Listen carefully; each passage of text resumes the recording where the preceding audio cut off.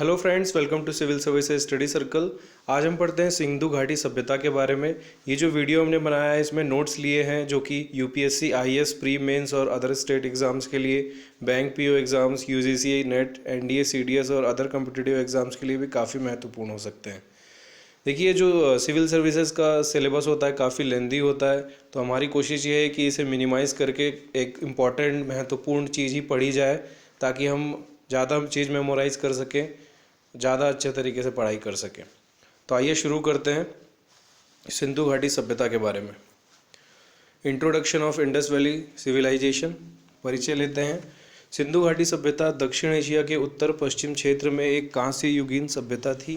प्राचीन मिस्र और मेसोपोटामिया को सम्मिलित करते हुए यह विश्व की 3 प्राचीनतम सभ्यताओं में से एक थी। दयाराम साहनी के निर्देश में 1921 में हड़प्पा नामक स्थल पर पहली बार उत्खनन कार्य प्रारंभ किया गया था। अतः इसे हड़प्पा सभ्यता भी कहा जाता है। इस सभ्यता का विस्तार पश्चिम दिशा में बलूचिस्तान के सुतका गैंडोर, पूर्व में आलमगीरपुर उत्तर प्रदेश, दक्षिण में दायमाबाद महाराष्ट्र और उत्तर में मंदा जम्मू कश्मीर तक फैला हुआ था। अब मेन साइट्स जो हैं वो कुछ साइट्स हैं जिसके बारे में एग्जाम्स में पूछा जाता है। सबसे पहला है हड़प्पा। यहाँ पर 6 अन्नागार और 6 अग्निकुंड प्राप्त हुए हैं।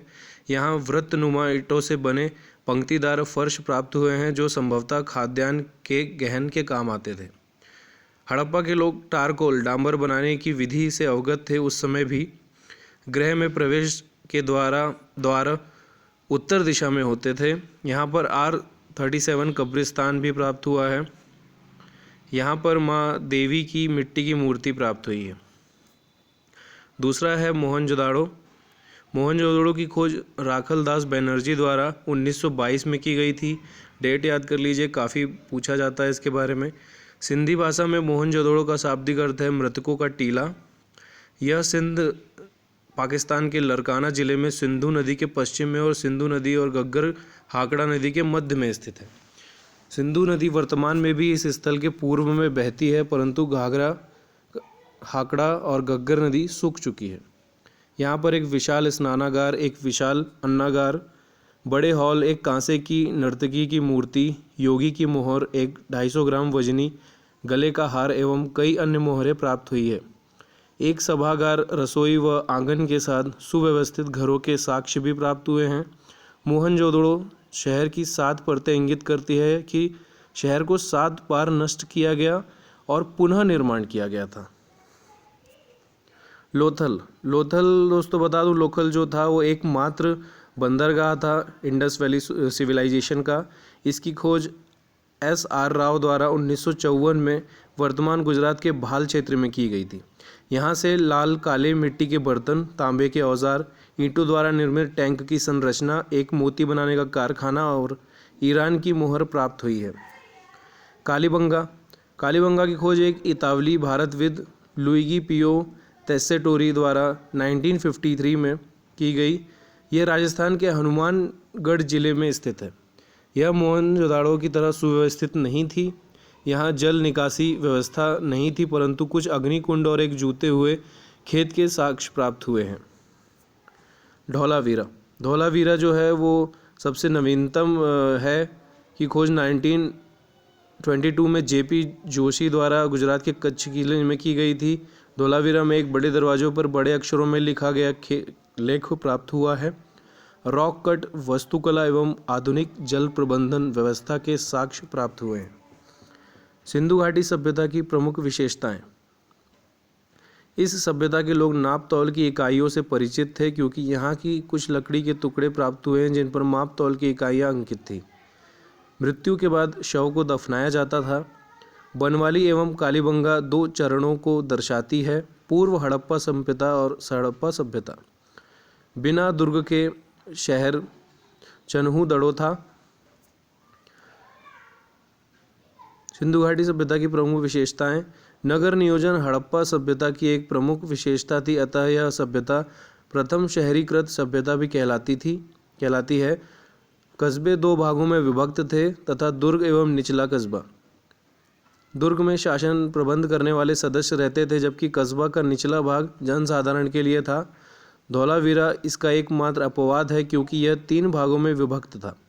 कस्बे की मुख्य विशेषता उनकी जल निकासी व्यवस्था थी। नालियाँ पकी हुई ईंटों की बनी हुई थी एवं बड़े पत्थरों से ढकी हुई थी। सफाई के लिए मैनहोल्स थे। इससे ज्ञात होता है कि हड़प्पा के लोग सफाई का विशेष तौर पर ध्यान रखते थे। इस सभ्यता के लोग इकाइयों से परिचित थे क्योंकि यहाँ पर कुछ लकड़ी के टुकड़े प्राप्त हुए हैं जिन पर माप तौल की इकाइयाँ अंकित थी। मृत्यु के बाद शव को दफनाया जाता था। बनवाली और कालीबंगा 2 चरणों को दर्शाती है, पूर्व हड़प्पा सभ्यता और हड़प्पा सभ्यता। बिना दुर्ग के शहर चन्हूदड़ो था। कृषि एवं पशुपालन। यहाँ के लोग गेहूँ एवं जौ की वृहद पैमाने पर कृषि करते थे। कुछ अन्य फसलें जो उस समय उगाई जाती थी वे हैं दालें, अनाज, कपास, खजूर, मटर, तरबूज और सरसों। चावल की खेती के स्पष्ट साक्ष्य प्राप्त नहीं हुए हैं। केवल रंगपुर एवं लोथल से चावल के कुछ दाने प्राप्त हुए हैं, परंतु संभवतः यह बाद की अवधि के हैं। हड़प्पा के लोग अधिकतर किसान थे, अतः यह कहा जा सकता है कि हड़प्पा सभ्यता एक कृषि वाणिज्यिक सभ्यता थी। कालीबंगा एवं बनवाली से हल एवं कुदाल के साक्ष्य प्राप्त हुए हैं। हड़प्पा सभ्यता के लोग भेड़, बकरी, भैंस और सूअर पालते थे। वे बाघ, ऊंट, हाथी, कछुआ, हिरण आदि के बारे में भी जानते थे, परंतु वे शेर के बारे में नहीं जानते थे। तो ये क्वेश्चन पूछा जाता है कि किन किन जानवरों से परिचित थे हड़प्पावासी। तो यहाँ नोट कर लीजिए दोस्तों। गैंडा सबसे प्रमुख पशु था। यहाँ के लोग घोड़े के बारे में नहीं जानते थे। शिल्पकला। हड़प्पा सभ्यता कांस्य युगीन के अंतर्गत आती है क्योंकि यहाँ के लोग कांस्य के निर्माण एवं उपभोग से परिचित थे। यहाँ के लोग चित्र, बर्तन, विभिन्न औजार एवं शस्त्रों का निर्माण करते थे। कुल्हाड़ी, चाकू, आरी, भाले आदि। बुनकर ऊन और कपास के कपड़े बुनते थे। यहाँ के लोग चमड़े के बारे में भी जानते थे, परंतु यहाँ से रेशम के कोई साक्ष्य प्राप्त नहीं हुए हैं। हड़प्पा के लोग मोहरे, पत्थर की मूर्तियाँ, टेरा कोरा की मूर्तियाँ आदि बनाते थे। मिट्टी एवं पक्की ईंटों के विशाल ढांचों को देखकर लगता है कि ईंटों का व्यापार का हड़प्पाई अर्थव्यवस्था में महत्वपूर्ण स्थान था। यहाँ के लोग लोहे के बारे में नहीं जानते थे। यहाँ की मोहरों से ज्ञात होता है कि यहाँ के लोगों को नाव बनाना भी आता था। मोहरें, इनका मुख्य कलात्मक कार्य मोहरों का निर्माण करना था। मोहरें सेल खड़ी साबुन पत्थर की बनी होती थी एवं यह आकृति में वर्गाकार होती थी। सर्वाधिक वर्णित पशु सांड है। भेड़, हाथी, बाघ, गैंडा इनका भी वर्णन मिलता है, परंतु गाय, शेर एवं घोड़े का वर्णन नहीं है। हड़प्पा स्थलों से लगभग 200 मोहरें प्राप्त हुई हैं। स्वर्णकार स्वर्ण, चांदी एवं मूल्यवान पत्थरों के आभूषण बनाते थे। चूड़ियाँ बनाने और खोल आभूषण का कार्य भी किया जाता था, जिसका ज्ञान चन्हूदड़ों, लोथल और बालाकोट के जांच परिणामों से होता है। व्यापार, बिजनेस। भूमि व्यापार और समुद्री व्यापार प्रचलन में था। लोथल में एक बड़ा पोतगाह जहाज बनाने का स्थान मिला है, जो संभवतः हड़प्पा सभ्यता की सबसे बड़ी इमारत है। सबसे महत्वपूर्ण व्यापारिक संबंध मेसोपोटामिया के साथ थे। अन्य देश जिनके साथ व्यापार होता था वे थे अफगानिस्तान, पर्शिया जिसे फारस भी कहा जाता है, मध्य एशिया एवं भारत के विभिन्न भाग। मेसोपोटामियन शिलालेखों में मेलुहा के साथ व्यापारिक संबंधों का वर्णन है, जो कि सिंधु क्षेत्र का प्राचीन नाम माना जाता है। 2 मध्यवर्ती व्यापारिक केंद्र यथा दिलमन और मकन को क्रमशः बहरीन और मकरन तट, ये क्वेश्चन पूछा जाता है दोस्तों, मकरन तट कहाँ पे है? पाकिस्तान के नाम से जाना गया है। व्यापार की व्यवस्था वस्तु विनिमय प्रणाली थी, मतलब वो एक चीज़ के बदले दूसरी चीज़ लेते थे, वो ज़्यादा प्रचलित था। मुद्राएं भी थी लेकिन वो ज़्यादा प्रचलित था। हड़प्पा सभ्यता के धर्म। मोहनजोदड़ो से पशुपति की मुहर प्राप्त हुई है जिस पर योगी का चित्र अंकित है। मुहर पर योगी का चित्र चारों ओर से भैंस, बाघ, हाथी, गैंडा और हिरण से घिरा हुआ है, अतः योगी को आदि शिव कहा गया है। लिंगोपासना के चिन्ह भी प्राप्त हुए हैं। हड़प्पा के लोग माँ देवी की पूजा करते थे। यह हड़प्पा से प्राप्त हुई मूर्ति मिट्टी की मूर्ति से ज्ञात होता है। एक विशालकाय इमारत जिसे महान स्नान कहा गया है मोहनजोदड़ो से प्राप्त हुई है। यह धार्मिक स्नान या धार्मिक क्रियाकलापों के लिए काम में लिया जाता है। यहाँ के लोग अंधविश्वासी थे एवं ताबीज पहनते थे।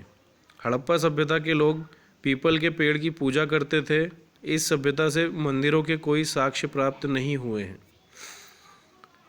अब है हड़प्पा सभ्यता की लिपि। हड़प्पा सभ्यता के लोग लेखन कला को जानते थे। हड़प्पा सभ्यता के लेखों के पत्थरों की मोहरों एवं अन्य वस्तुओं पर विभिन्न 4000 लेख प्राप्त हुए हैं। हड़प्पा की लिपि वर्णों पर आधारित न होकर चित्रों पर आधारित थी। अभी तक हड़प्पा लिपि पढ़ी नहीं जा सकी है, मतलब उसका अनुवाद नहीं किया जा सकता है। उनकी लैंग्वेज वो क्या यूज़ करते थे वो अभी तक डिकोड नहीं किया गया है। लिपि में 400 चिन्ह हैं, जिनमें से 75 मूल हैं एवं शेष उन्हीं के प्रकार हैं। दोस्तों इतना ही हड़प्पा सभ्यता में। ये हमने शॉर्ट नोट बनाया है। आपको जो महत्वपूर्ण चीज़ें हैं वही इसमें इंक्लूड की गई हैं। आपको वीडियो पसंद आए तो प्लीज़ लाइक कीजिए, शेयर कीजिए और हमारे चैनल को सब्सक्राइब कीजिए ताकि इसी तरह के वीडियो आप देख पाएँ। बहुत बहुत धन्यवाद दोस्तों। Bye, take care.